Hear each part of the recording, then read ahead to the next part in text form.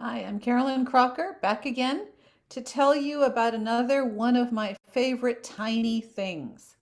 Those tiny things that make me praise my amazing God. If you haven't watched the presentation on cells that I did last week, you might want to start there because this presentation builds on that one.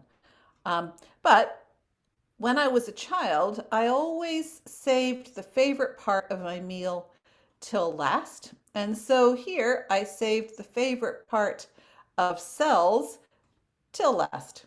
It's not my favorite part of biology, but it's definitely my favorite part of the cell, and that is the information containing molecule.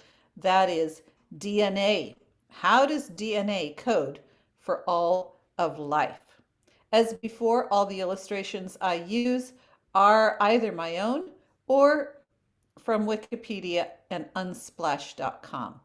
And here you can see a model of DNA, which is where the code for life is contained.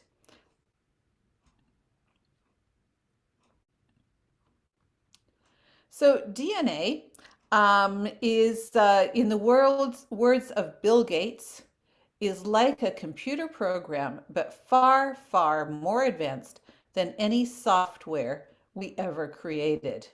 And more than anything else in cell biology, DNA is what convinces me of God's supreme intelligence.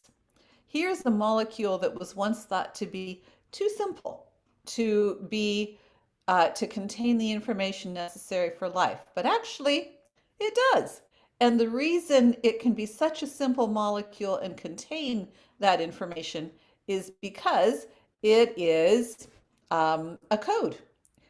Those of you who are computer geeks will know that the all information in computers is contained in binary code. That is a series of zeros and ones. All the information needed for life is not binary code. It's what is it? Quaternary code. Anyway, there's four letters in it: A, T, C, and G. And you can kind of think of this as the paper on which the ink is written. The ink says one of four letters: A, T, C, and G.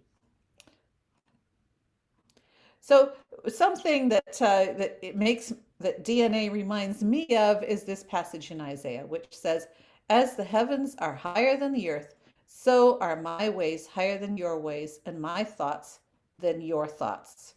And I don't know if we're ever going to be able to understand how DNA works exactly in coding for the information found in cells, but I do know that I certainly, I don't think any person I know, no person could have invented this, and it is amazing that we have found it. So to start, I guess we need to just think about, okay, what is DNA? And this is the scientific explanation, all right? DNA is deoxyribonucleic acid. For those of you who want to turn off your YouTube right now, uh, hang on, it's going to become easier, but not on this slide. So what I would tell my students is that it is a polymer, which is a repeating chemical. Okay, it is a chemical that is shaped a little bit like a train in that it is long and it has repeating units, kind of like box cars. And those box cars, the order of those box cars is what contains that code, okay, where the code is written in the order of the box cars. And remember, there are only four kinds of box cars in this particular train.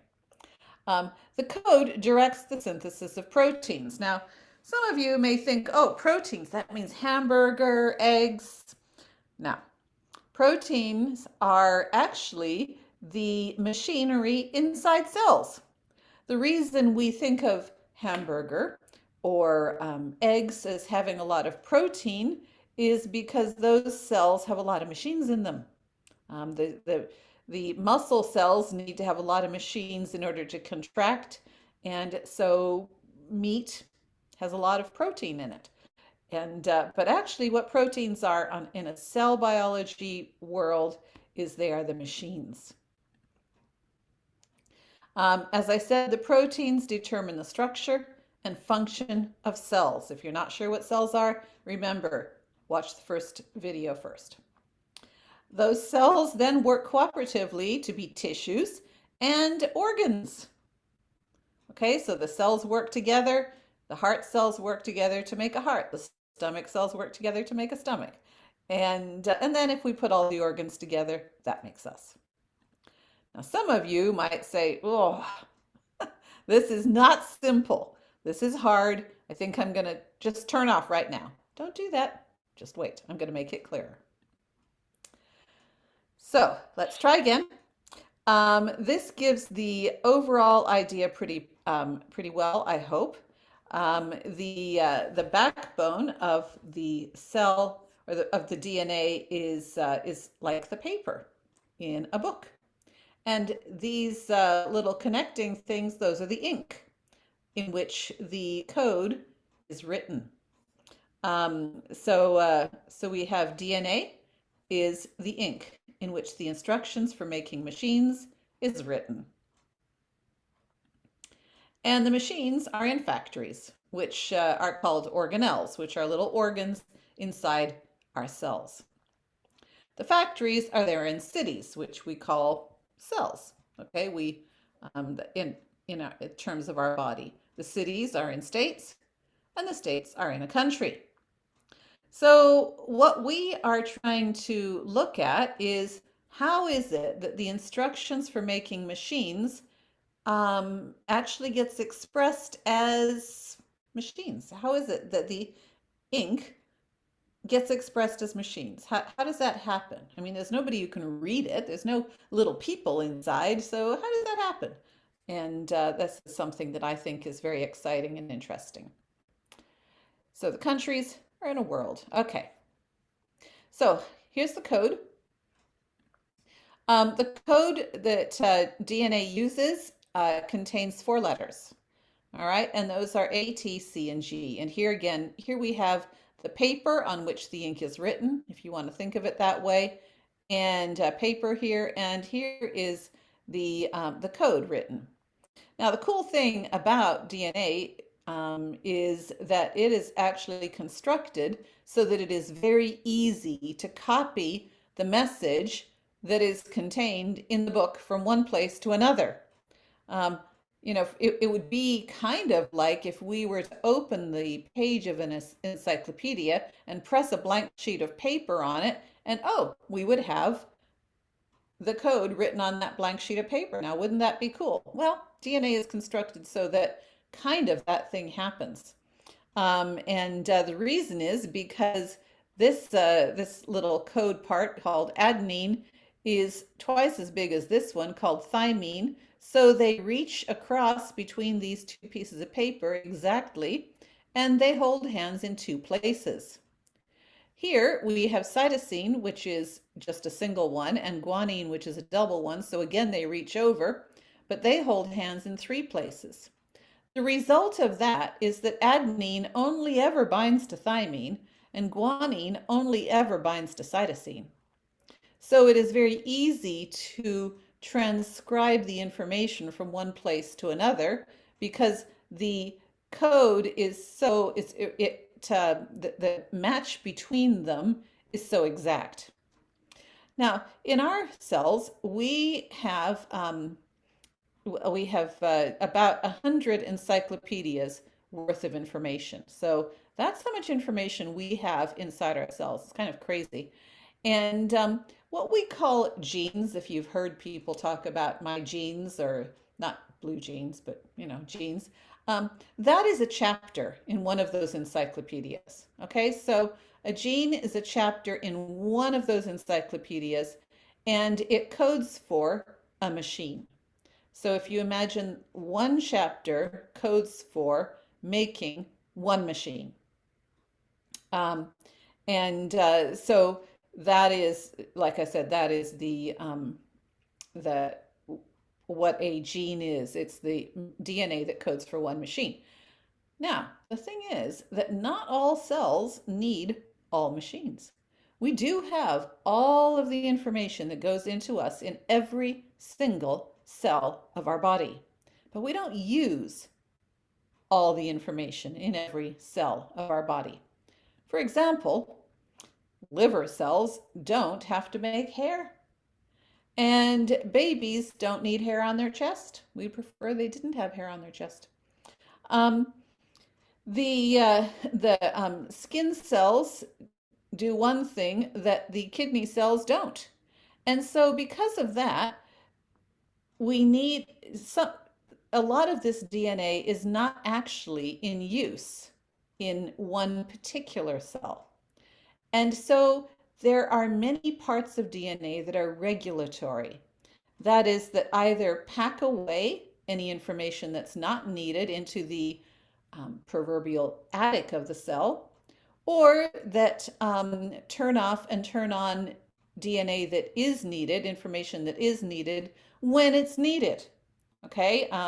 For example, making hair on the chest is needed in an adult man. It is not needed in a baby. And so that would be turned on at the right time. But also, there is regulation in terms of the right place. So much DNA is regulatory. That is, it doesn't actually code for machines. It codes for when those machines are made.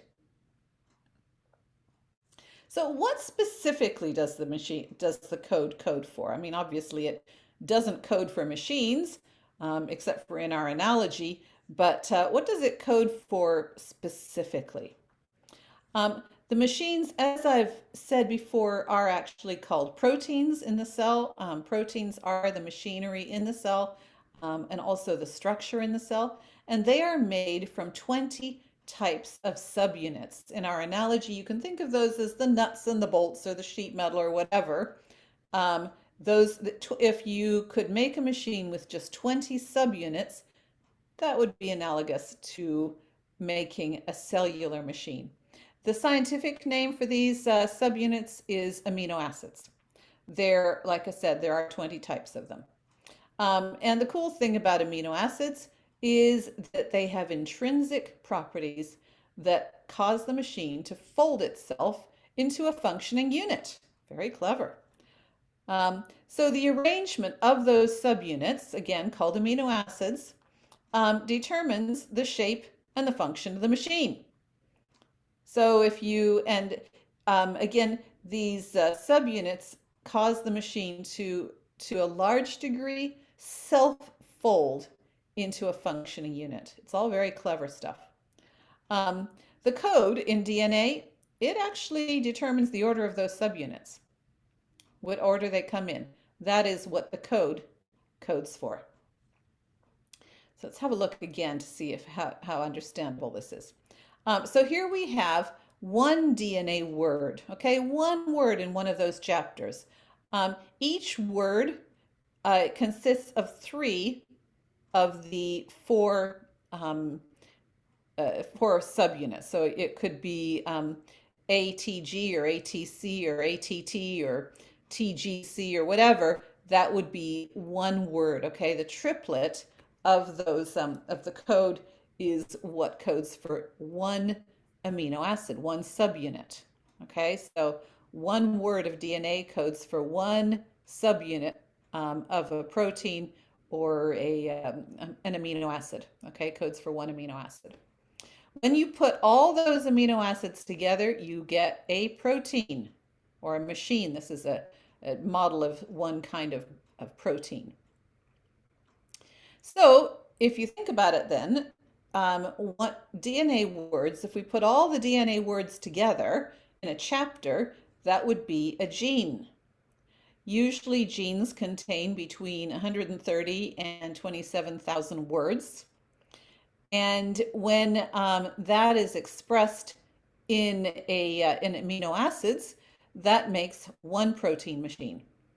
Okay, so you need about that many words to make one machine.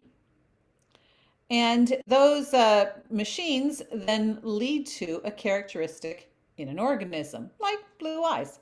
Of course, this is grossly oversimplified, but that's more or less how it works. Well, you might then think, oh, how did DNA come to be? How did that happen? Well, the answer for me is I don't know. That's probably not very satisfactory, but it's the truth. I don't know.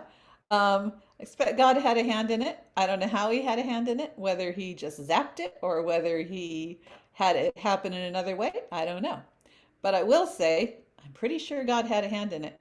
And one of the reasons is, besides scripture, is because of Scrabble. If you were to take Scrabble pieces and throw them on the ground, you would have a mess.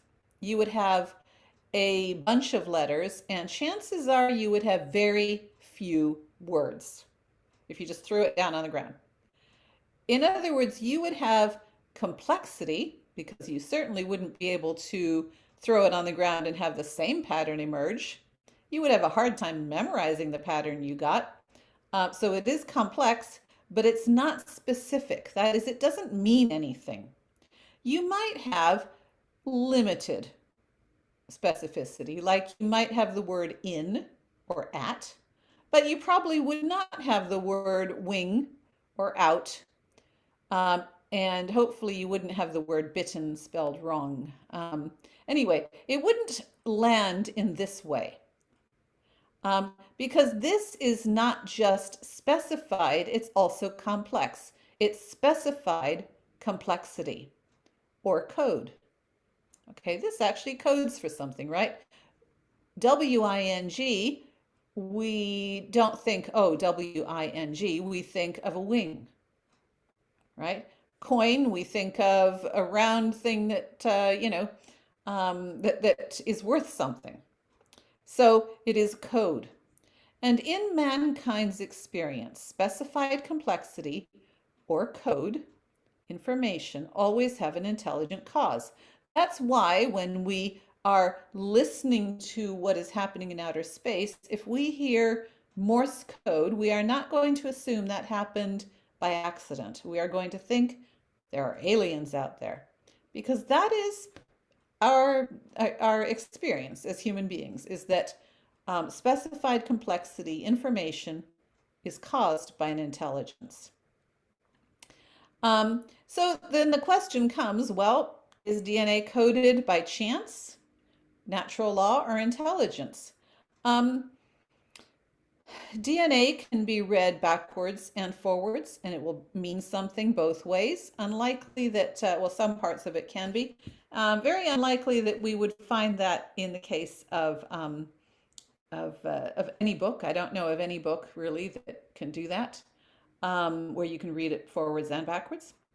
There are layers of information, and as I said, that information could fill 100 encyclopedias. And it's actually, the DNA in one human cell is 6 feet long, whereas a human cell is on average about 0.00 inches in diameter.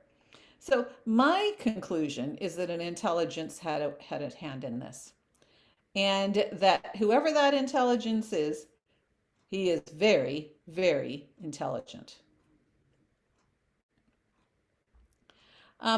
This is a scripture from Job, which says, "Ask the beasts, and they will teach you; the birds of the heavens, and they will tell you; or the bushes of the earth, and they will teach you; and the fish of the sea will declare to you. Who among all these does not know that the hand of the Lord has done this?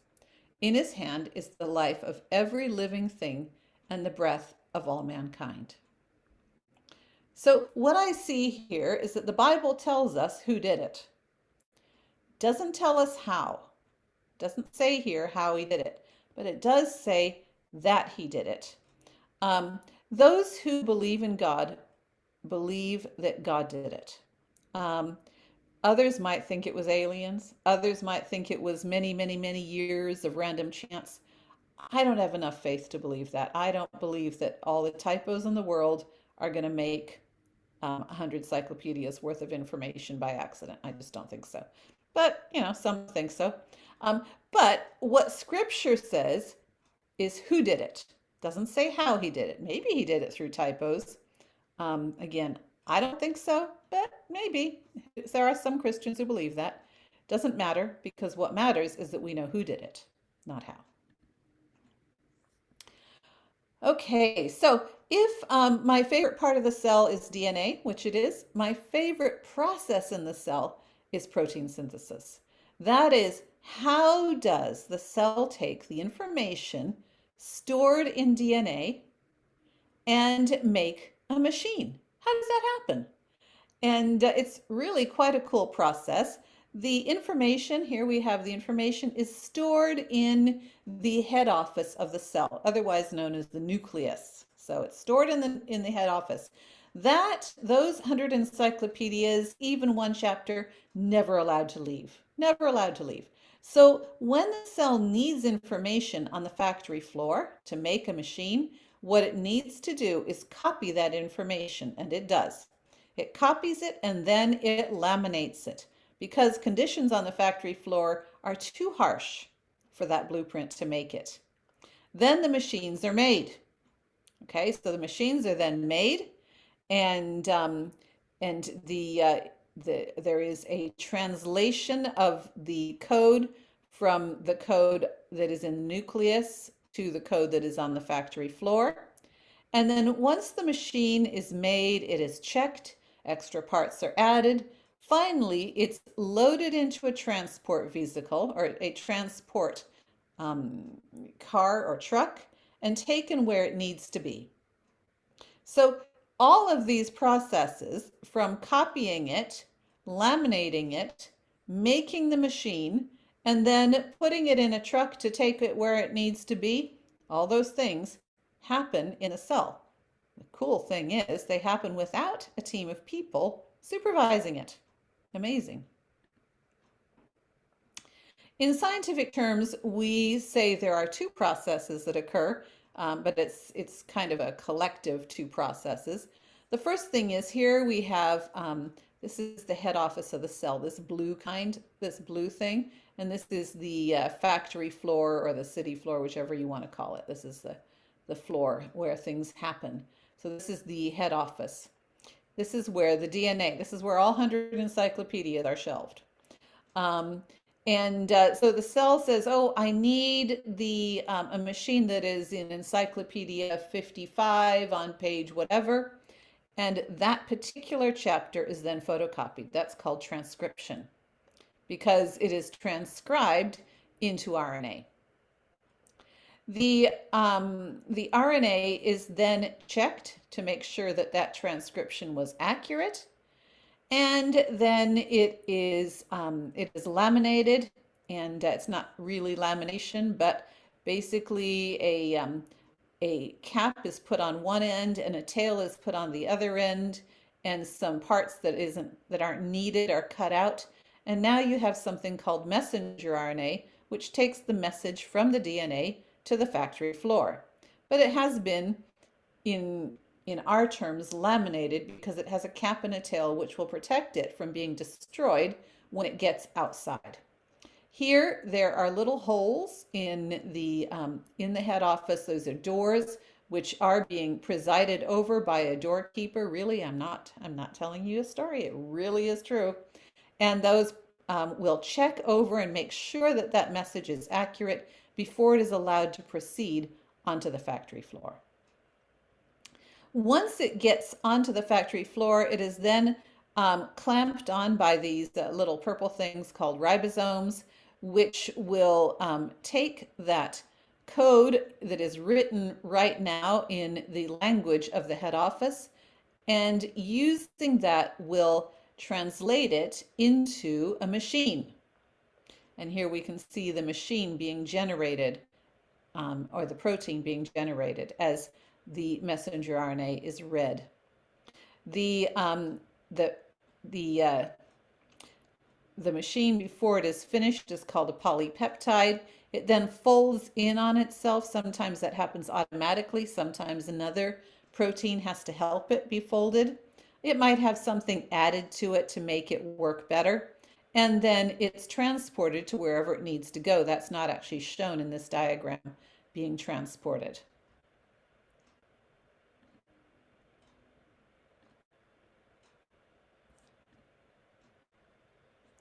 So if you think about it, DNA, as we said before, is in the head office.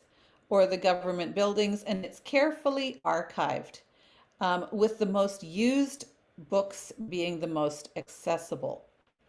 Um, if it is written in the Encyclopedia's ink, or it is the Encyclopedia's ink, say that something does need to be copied. Here we have a purple gene, and the cell has realized it needs the protein that that gene codes for, or the machine that those instructions tell you how to make. How does it know to do that? Well, just like chapters in human books have a beginning and an end, and we can tell where it begins and where it ends, we can tell the beginning is where it says chapter 1 or chapter 2. In the cell, we call that the promoter region, and there is a terminator region. And so so when the cell knows that it has to copy this gene, it goes to the promoter region and it begins to copy it, making messenger RNA. And how does it know?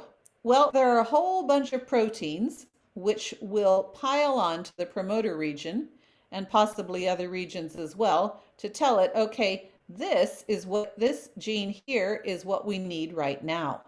So those are regulatory. Okay, this is regulatory stuff. And as we said before, some of these regulatory parts of DNA may not code for anything. And it may look like it's just junk DNA. Many people say, oh, most of our chromosomes are actually junk DNA. And in the words of Francis Collins, that is very arrogant to call it junk DNA. The fact is, we don't know what a lot does. It doesn't mean it doesn't do anything. And here we can see that even those parts of DNA that don't code for the gene are actually very important in telling the cell when to turn on that gene or to turn off that gene. When does it need that information and when does it not? How does it pack away that information it never needs? Or maybe it only needs for a season of life. So the DNA that is non-coding is often used in choosing the chapter that's needed. So once the chapter has been chosen, then it is time for the copying to occur, and this is called transcription, because the instructions are copied into the same language, also the language of the DNA, just the inverse of it. So here we have the DNA of the gene, and it is being copied. Okay, it is copied, and you can see that this is the inverse, but it's still the code. Okay, it's still the same code, it's just the inverse of it. And this is then, as I said before, laminated by putting something on either end of it so that the factory floor can't destroy it. It's checked, and then it is put outside of the head office onto the factory floor. And when it is all ready, it is called messenger RNA or mRNA. So now let's look at the code. Here we have the code, and it is the instructions that are written in DNA. This code consists of 4 letters, but a triplet codes for one section or one subunit of a protein. Okay, so a triplet codes for one amino acid. So here we have the DNA. If we say, okay, this is the template strand of the DNA, and then we transcribe it from the template into the messenger RNA, and then UUG codes for the amino acid tryptophan, AGG codes for the amino acid arginine, etc. And this is actually the codon code.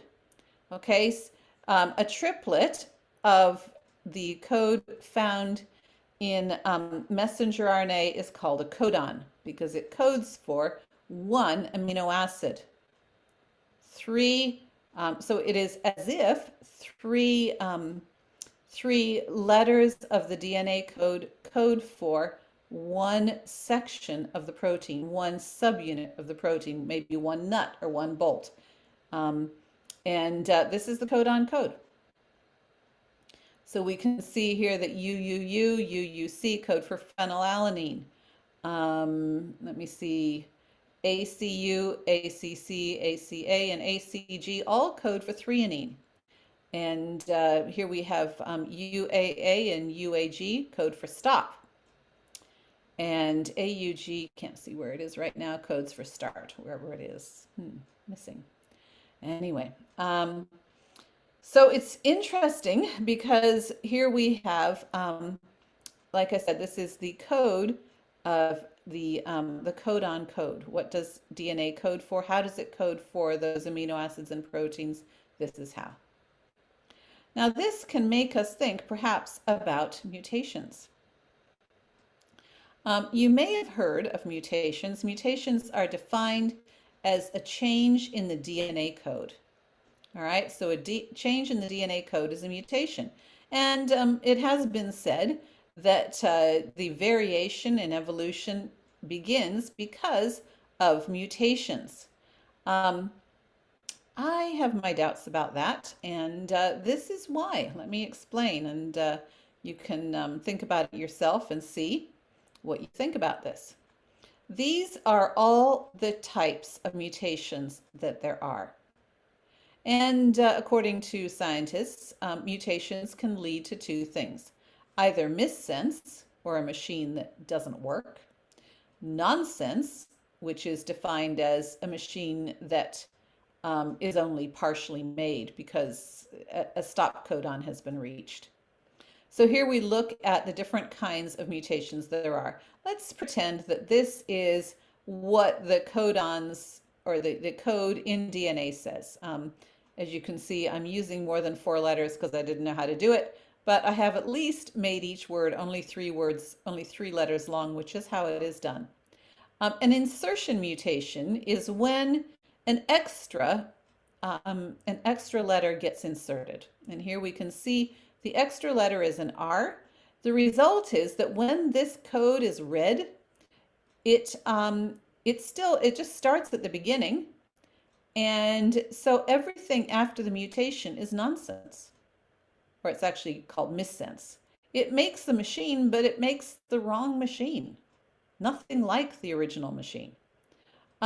Deletion is when it loses one. And again, everything after that doesn't make any sense at all. It's known that insertion and deletion mutations often cause cancer because the problem is so huge in the cell that it just doesn't work anymore, really.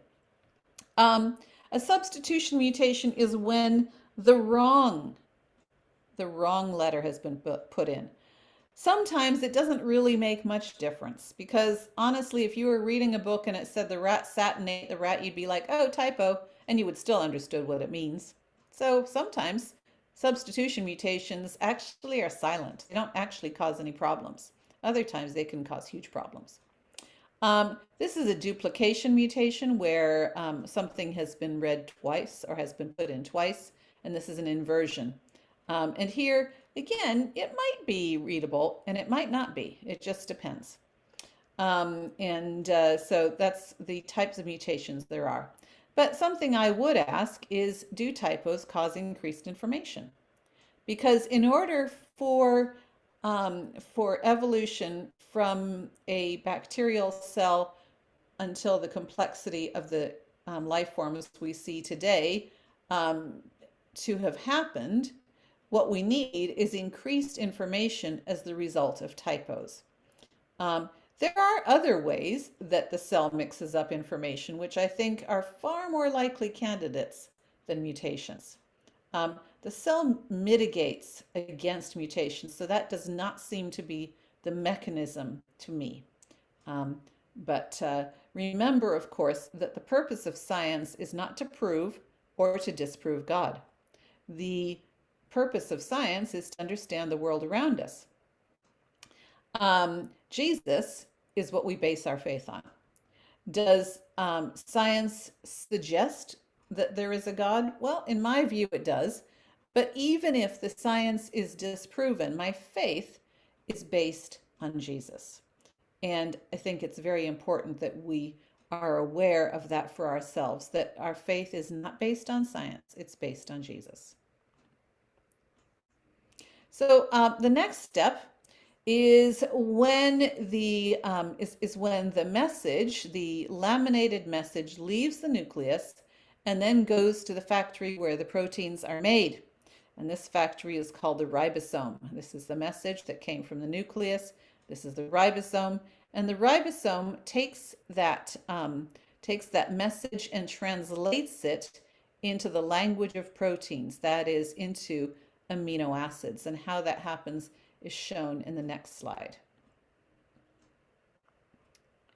So the message is checked, as we've said already, at the door, and then it is escorted to the right factory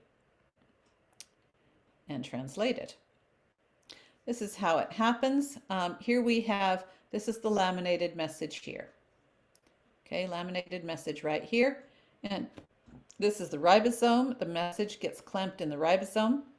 And these pink things are called transfer RNA. I tend to call them translator RNA because these are chemicals in our cells that have the complement to the triplet that codes for a particular amino acid at one end and a specific binding site for that amino acid at the other end. So they act as a translator. They translate between the language of the nucleus and the language of proteins, which is the amino acids. So here we have the start codon, which is AUG. The translator or transfer RNA that binds to that has UAC. Remember, U binds to A, etc. And on this was a methionine, which has now been transferred to the next one. And this then binds to the next part, which is UGG. ACC binds to that. And UGG codes for tryptophan. And so in that way, as it goes through the ribosome, we have a protein being built with these amino acids.